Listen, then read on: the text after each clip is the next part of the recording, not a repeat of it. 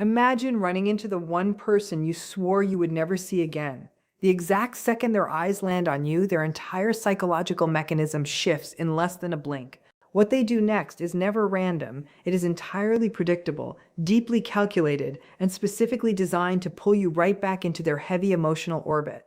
Before I break this dynamic down, go ahead and hit the like button right now so this crucial message reaches the people out there who need true clarity instead of endless daily confusion. When a narcissist finally sees you again after a long period of strict no contact, the very first thing they do, usually within a fraction of a second, is scan your entire presence for any hidden weaknesses or emotional openings. This is never a gentle or loving observation. It is a sharp assessment driven entirely by ego, survival, and a desperate need for control. Their eyes move completely differently than normal eyes would move in a genuine moment of surprise. They are not looking at your nice outfit or your genuine smile. They are hunting for cracks in your armor. They are actively assessing your posture, the sudden tension in your face, how quickly you look away, whether your breathing changes, or if your shoulders drop in tired familiarity. They desperately want to know if the old compliant version of you is still accessible underneath the surface.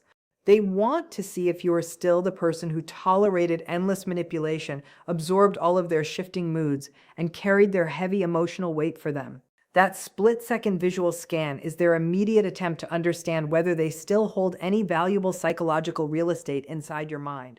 In that exact moment, they are evaluating your current emotional temperature. If you appear nervous, unsettled, or unsure of yourself, they register it instantly like a bright green light flashing at an intersection. It signals clearly to them that they can still easily influence you, push past your hard-earned boundaries, or pull you right back down into the toxic dynamic you worked so hard to escape.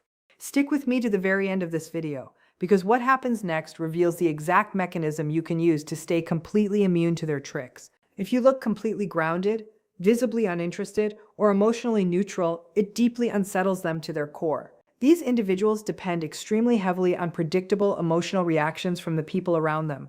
When you no longer respond with the expected drama, it completely disrupts their internal sense of control. They search everywhere for vulnerability, and when they simply cannot find any, it triggers an instant internal crisis that they quickly mask behind whatever facial expression they decide to display next.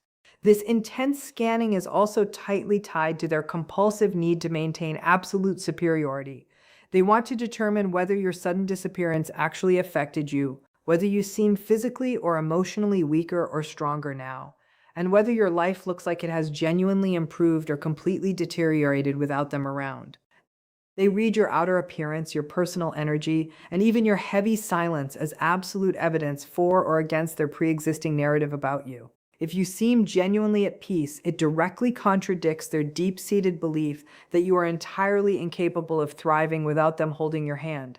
If you look distressed or confused, it instantly confirms their self-serving fantasy that they remain unforgettable and central to your existence. Their entire fragile identity depends heavily on these self-soothing interpretations. So that initial piercing scan is never about reconnecting as human beings or genuinely acknowledging your presence in a healthy way.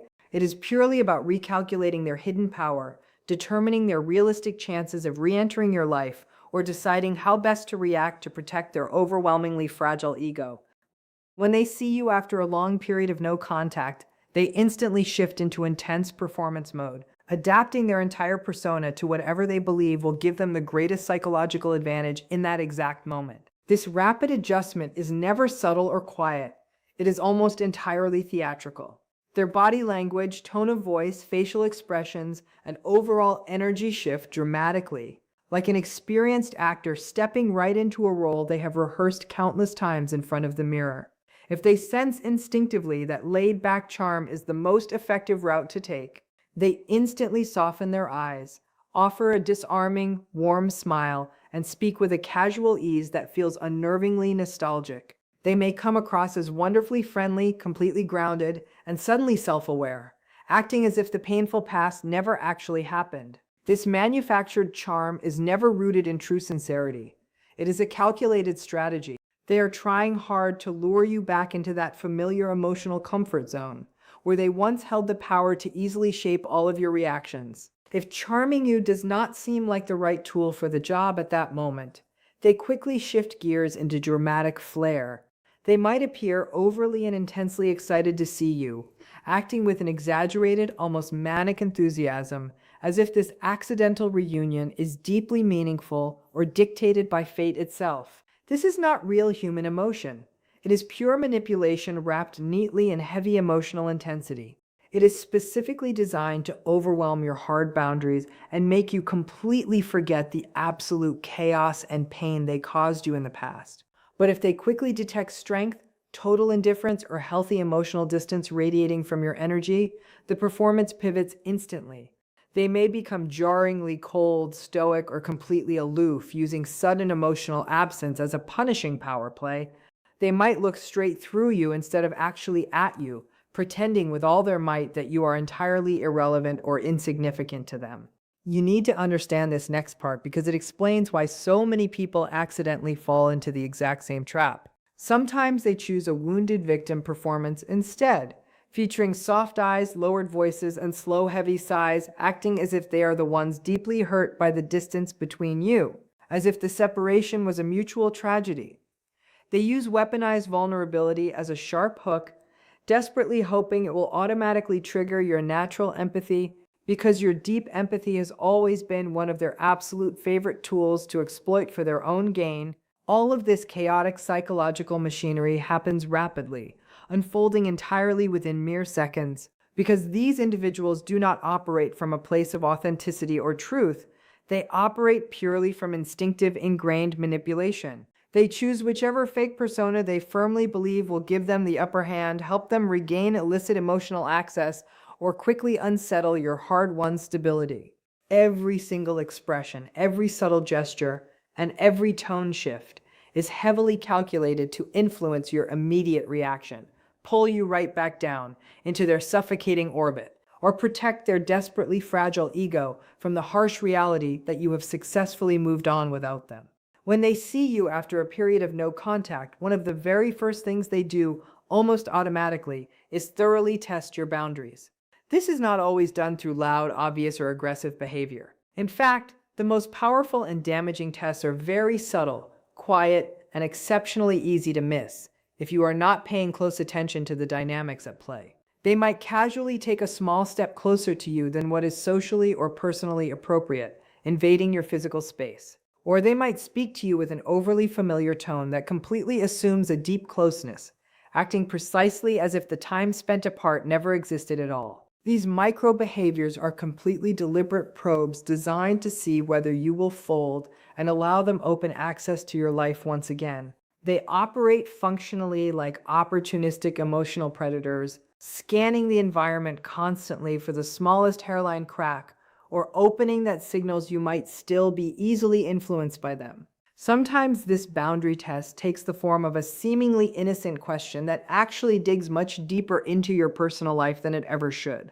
They might ask how you have been doing lately, but they deliver it with an underlying tone that clearly suggests a continuing entitlement to your inner emotional world. Or they might casually reference a deeply personal detail from the past, bringing up a private shared moment or an old inside joke just to see if you will stumble and slip right back into the old emotional rhythm you once shared with them. Even the very specific way they say your name can carry an assumed, unearned closeness, functioning as though the relationship had never violently fractured in the first place. These are targeted tests designed carefully to gauge whether you are still emotionally reachable and malleable. Other times, the ongoing boundary test is much more overtly provocative and testing. They might make a slightly critical, biting comment disguised neatly as harmless humor, waiting intently to see if you instinctively shrink back, quickly apologize, or frantically adjust your behavior the exact way you used to do when you were under their thumb.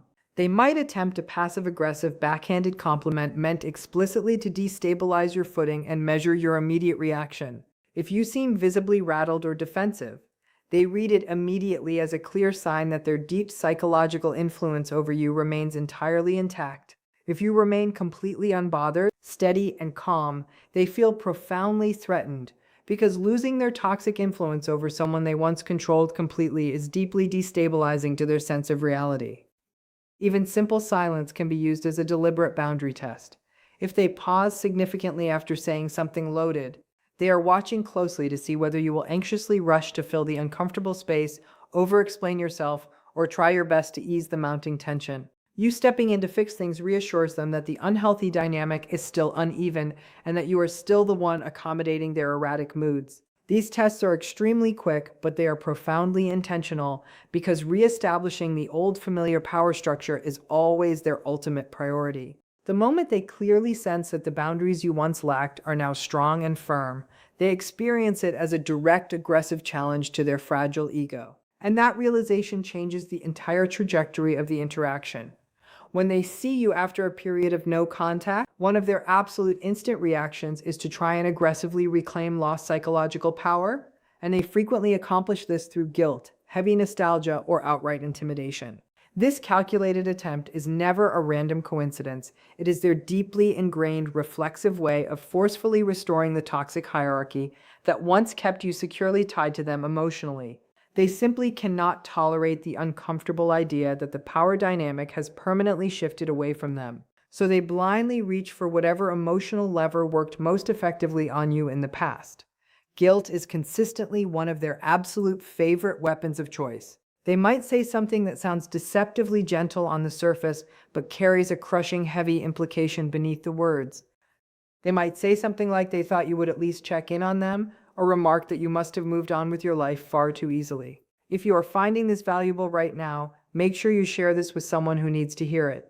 These loaded statements are specifically designed to make you feel deeply guilty, as if you somehow neglected them, completely ignoring the painful reality that they were the ones who caused all the destruction in the first place. It is their classic tactic of flipping the script entirely, so you immediately start second-guessing your difficult decision to walk away. If guilt does not seem to be working the way they hoped, they quickly pivot to manufactured nostalgia.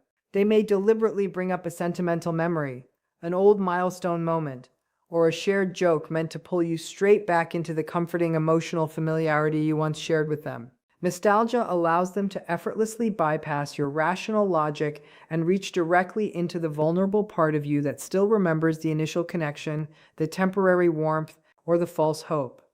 They use this specific tactic because they know from experience that emotional memory can be profoundly powerful, and if they can successfully get you to soften your stance even for a fleeting second, it gives them a secure foothold in your mind once again. They are never reminiscing because they genuinely value the shared moment or care about your history. They are doing it solely because they want to forcefully reopen the emotional door you slammed shut.